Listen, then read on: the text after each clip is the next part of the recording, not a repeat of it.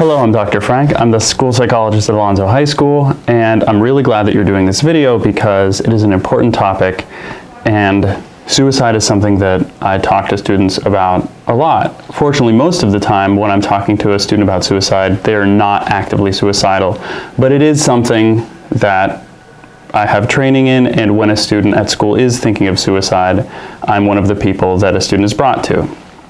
Others include the student's guidance counselor or the social worker, Mrs. Cabrera. Now, I'd like to share just a little bit about why suicide is such an issue in teenage years.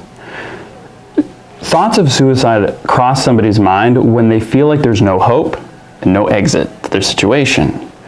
The longer you're alive, the more you start to see themes of, well, I made it out of that, or you know, at the time I really thought that was going to destroy me, but I don't even remember their names or what they were laughing about.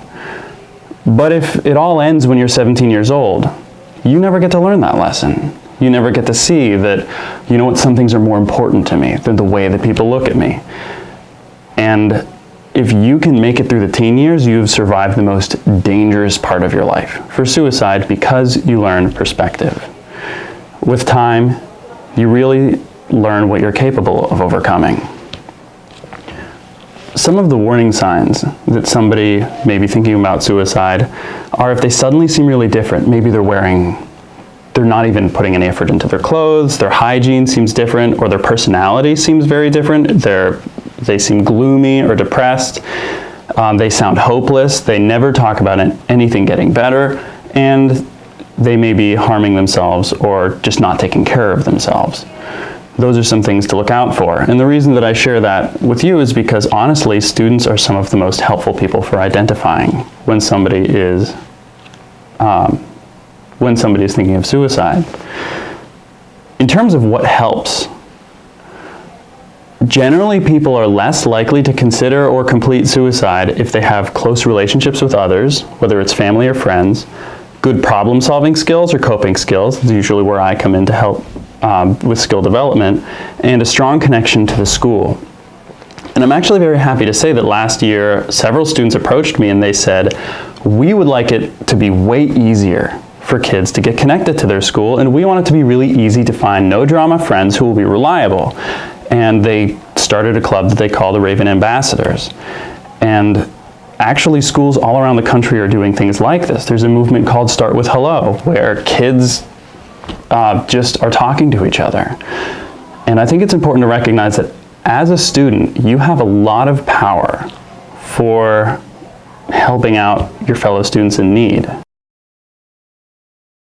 So if you're interested in preventing self-harm or suicide, there are some things that you can do. Friends talk to each other usually before they talk to their parents or before they talk to adults. In fact, 8 out of 10 parents of a child who attempted suicide said that they didn't know ahead of time. But most peers say they saw clues. So you may be thinking about, well, what can I do? How can I help? And one of the ways that you can help is try to be a good listener. Advice isn't listening.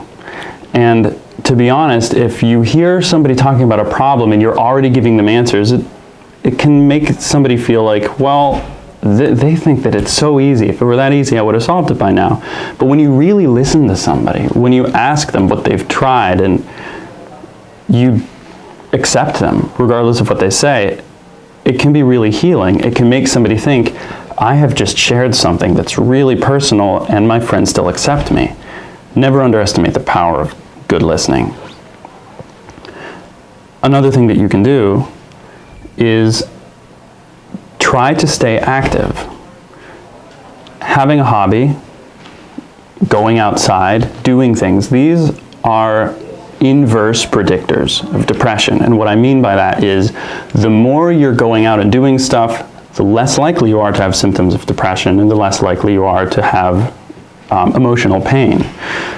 If you have a friend who is staying in the room all day,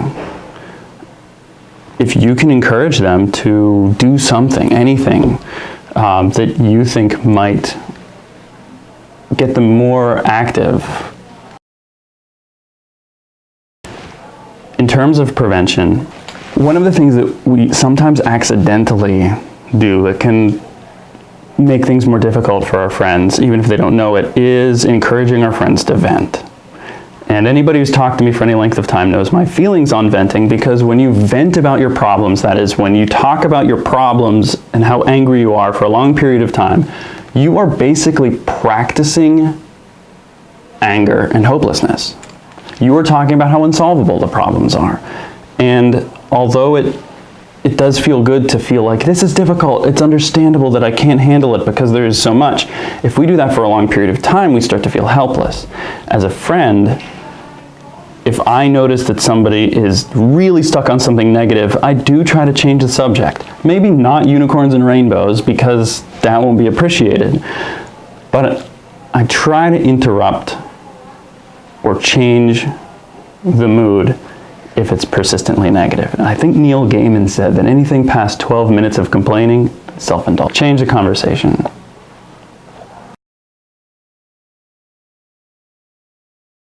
When bullying is a problem, as a bystander, if you want to actually get involved, the best thing to do, rather than confronting the bully, is often to just check on the person that you see getting picked on. Especially if there's a group of you, if you're with like 4 of your friends and there's one kid getting picked on by 2 people, if you swoop in and start talking to that person, not arguing, not defending them, but just talking to them like, hey, how's it going? Do you want to hang out with us? You're suddenly the majority. And the way that social decisions are made, the way that hierarchy is established is often with numbers. By ignoring the bully entirely, by ignoring the perpetrator and just focusing on helping the person who needs it, you can help somebody feel like they matter. And that's powerful stuff. Aside from that, one of the most powerful predictors of improvement is a mentor. Identifying somebody, it doesn't have to be a parent, identifying somebody who can take you under their wing, teach you about something that you care about. It could even be an upperclassman. If you're a freshman, maybe it's a senior who's really good at something that you like. For example, if you really like oil painting and there's somebody who goes to this school who's really amazing at oil painting, those kinds of mentoring relationships are really powerful for improving. Be more forgiving when people don't act the way you expect. There's an old Jewish saying that my mother used to recite all the time. You never know what's cooking in other people's pots and pans. And what that means is, even if somebody's really mean to you, you don't know what they're going through. They may be suffering, or maybe they just don't know how people talk to each other. Some kids don't have super developed social skills, and they may sound like they're insulting you, and they don't mean it at all. Try not to take things personally and be a little bit more forgiving, because sometimes the people who are the hardest to love are the people who need it the most. If you do feel that somebody is in danger, your friend is in danger, and you're in over your head or you don't know what to do, remember that we're here, the social worker, the guidance counselors, and myself, the school psychologist. We're trained to remain calm in situations that are really difficult to stay calm in, and you have our support.